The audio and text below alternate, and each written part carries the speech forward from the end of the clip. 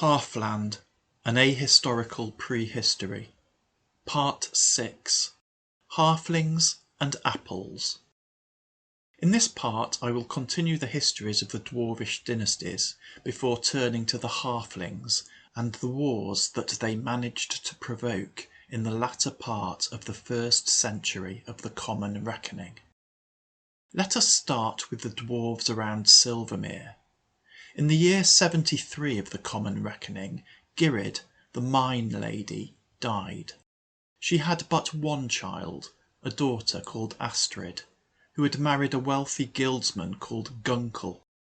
It was generally expected that, on the death of Gyrid, ownership of the mines would pass to Gunkel, who would thus become mine lord. But Gyrid's will passed the mines explicitly to Astrid, and not to her husband. This caused some discussion among the dwarves. Many of them argued that, as she was Gunkel's wife, Astrid could not legally own the mines in her own name. However, from what we know of dwarvish legislation relating to property, this does not seem to be a correct statement of the facts. It seems clear that dwarvish women could own property in their own right, whether or not they were married. It was widely anticipated that Gunkel would challenge the will, or simply use his position as Astrid's husband to assume de facto control of the mines, even if these were notionally the property of his wife. But it appears that he did neither of these things. Astrid ran the mines, in much the way her mother had, and was very successful in doing so, while Gunkel continued to focus on his own commercial ventures, which were apparently also very lucrative. The result was that Gunkel and Astrid became extremely wealthy. Moving to the most southern of the dwarvish territories, Hosgar died in the year 68 of the Common Reckoning. His brother, Hord, then became sole lord of the dwarves living around Unnuscrag, until he died in turn in the year 79. Neither Hosgar nor Hord had any children, and Bothvar dispatched his brother Bodi to take control of the region. Bodi marched from the hill-hold to Unnuscrag with a small force of spear dwarves, ready to fight if necessary. But, in the absence of any other contenders, the dwarves of Unnuscrag were content to accept his rule. Bodi took the title Earl of Unnuscrag, and, in theory, he held those lands subject to his brother. In practice, however, the earldom operated as a fully independent territory. In the year 83 of the Common Reckoning, Bothvar died, and was succeeded as king of the dwarves of the Dark Hills by his eldest son, Borgar. Meanwhile, the dwarves of the Geitsmark continued to open up new lands to the southwest. The town of Bensby dates from this period. Bensby stands on the bend of the Silver Stream, and it was here that the dwarves constructed a bridge over the Silver Stream. Much of the dwarvish trade with the Halfling lands, that had previously gone by way of Drown Daisy Ford, now passed over Bensby Bridge, and Bensby grew rich.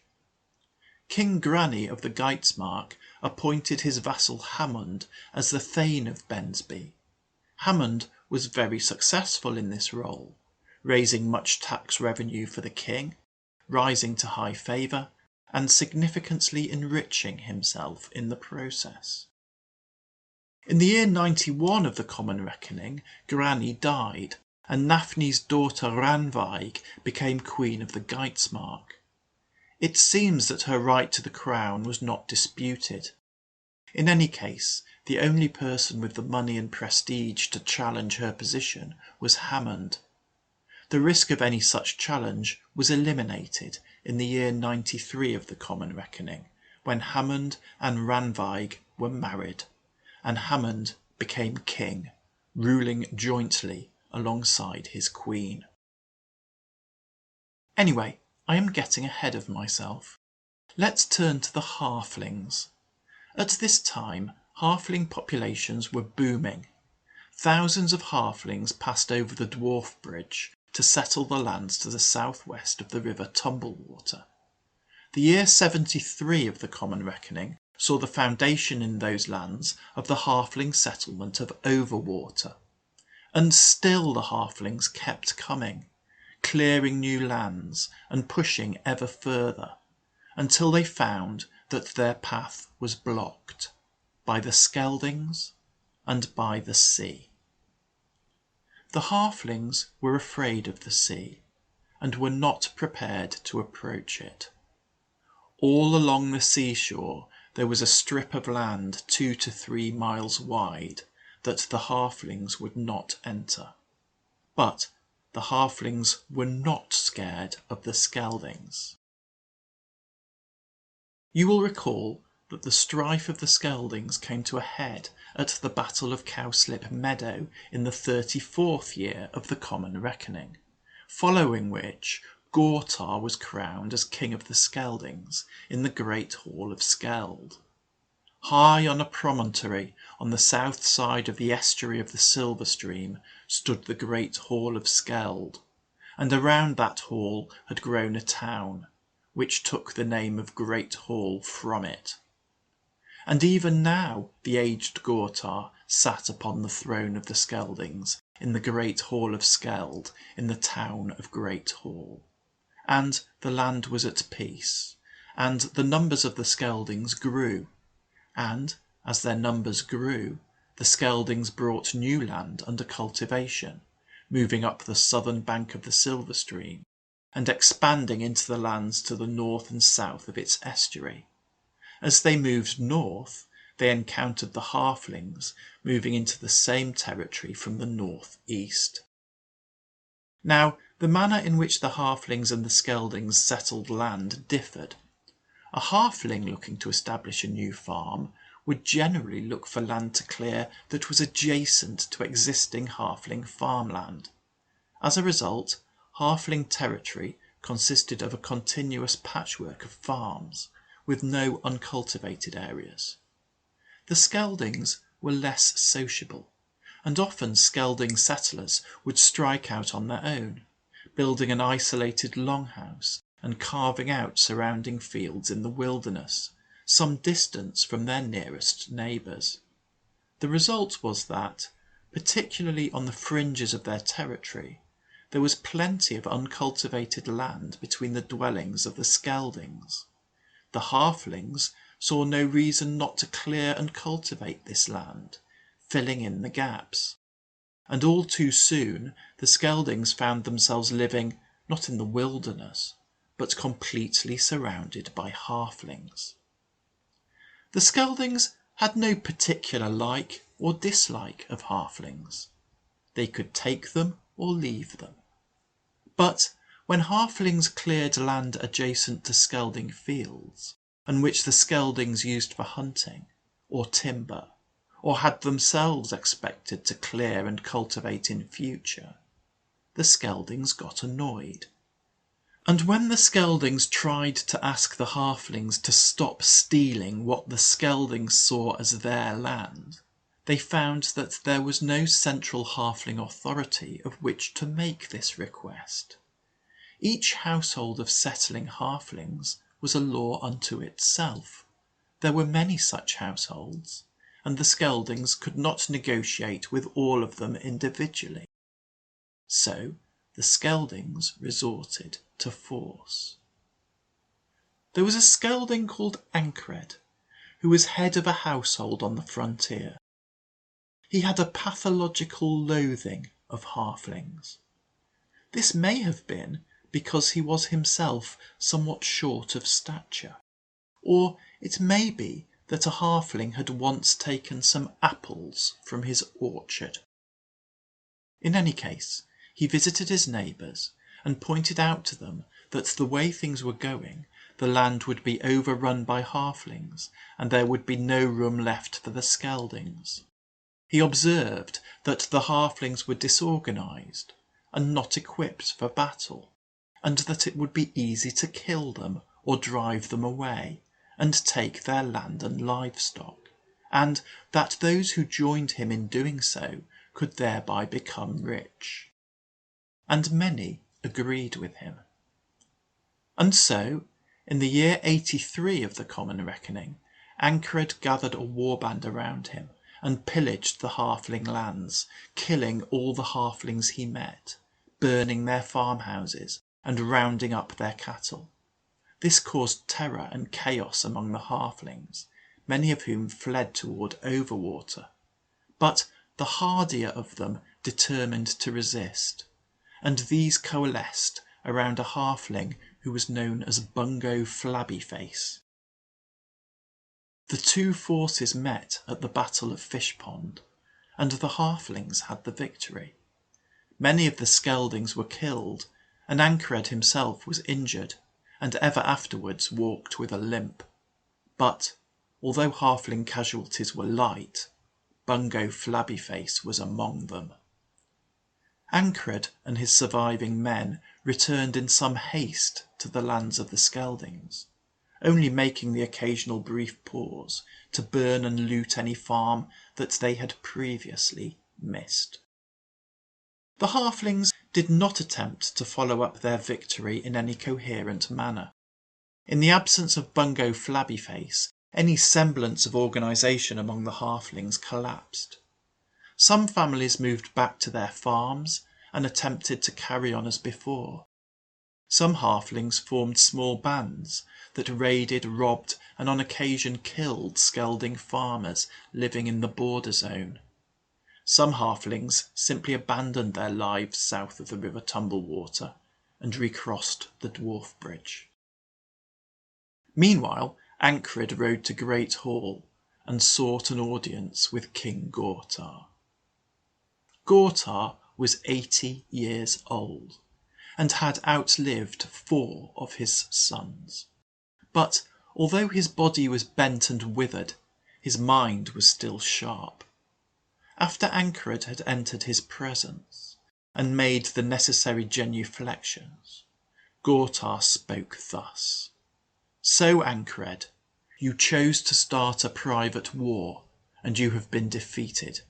You have only succeeded in irritating the halflings, who are now robbing and murdering my subjects. And you have dragged your crippled body to me. That was brave of you.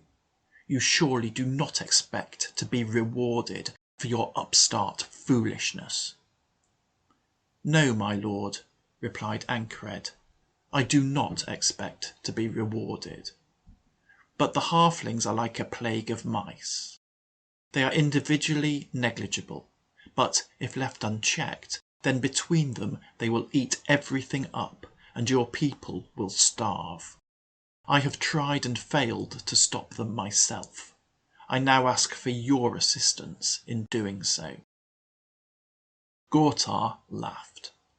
Ankred, he said, surely you do not expect me to believe that you made war on the halflings out of self-sacrificing public spiritedness. No, you did so out of greed. And whatever your reason, it is only for the king to make war, not for his subjects. And if a war is to be fought, then I will direct it, and you will be assisting me, and not otherwise. But, he continued, the halflings are numerous, and they encroach on Skelding lands. And, if peace was ever possible, your actions have now made it impossible. So it does seem that I must ride to war once more. At this point, Gortar's eldest surviving son, Grimbald, spoke. Father, he said, you continue to lead your people wisely and well, but war is a game for young men. Let me lead your armies on your behalf. Gortar nodded. You speak truly, he said. War is indeed a game for young men, and I am old and tired. I grant your request, and you will take your nephew Godric with you. Now that he is a man, he must learn to fight. We will return to the war between the Halflings and the Skeldings in due course, but it was not only in the south where Halfling settlers were annoying their neighbours. The same thing was occurring in the north, where the Halflings had encountered the elves. To the west of Greenglade there is a gap between the northern foothills of the Twilight Mountains and the western foothills of the Northern Mountains. This is the Greenglade Gap, and through this gap streamed thousands of Halflings seeking to settle on the plains of northwest Halfland, and it was on these plains that they met the elves. The elves had landed on the northwestern shores of Halfland some 50 years previously. They had spread through the forested hills that they called the Weald Rise and into the plains beyond. Now, as I have mentioned, elves are essentially nomadic, and so they had not cleared the forest to any significant extent. To the Halflings, the elven lands looked like virgin territory, and accordingly the Halflings took their axes to the trees.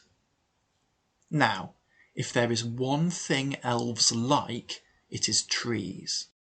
Indeed, the principal deity in the elven pantheon was Mariana, the queen of the trees.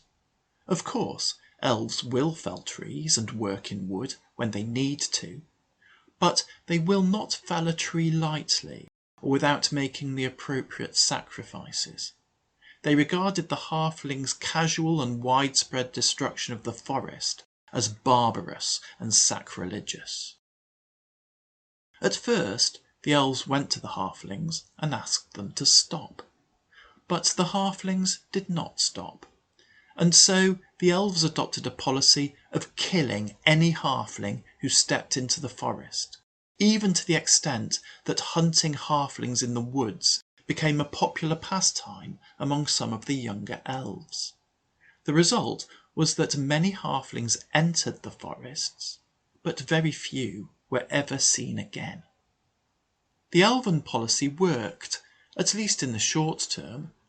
Halfling mothers told their children that if they misbehaved, the elves would take them away and eat them. But as the Halfling population increased, so did the pressure to clear new farmland.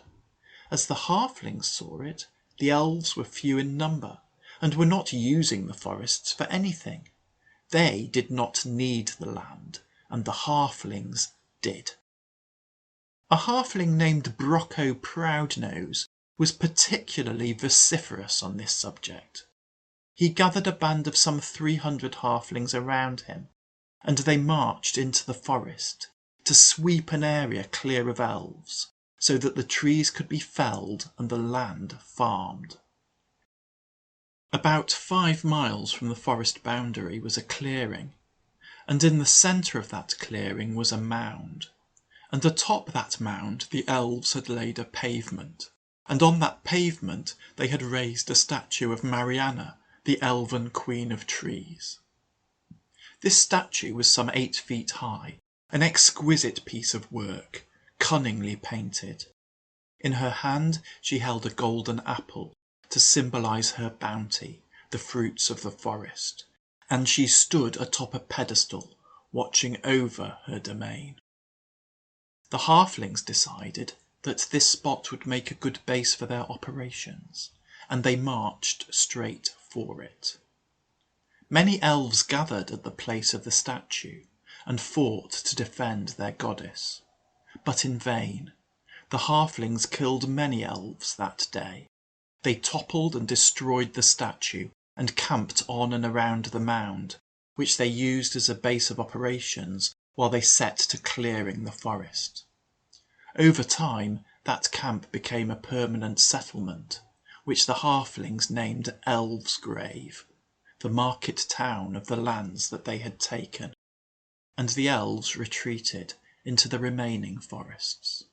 But they did not forgive or forget the hurt that the Halflings had inflicted upon them, nor the sacrilege that the Halflings had committed.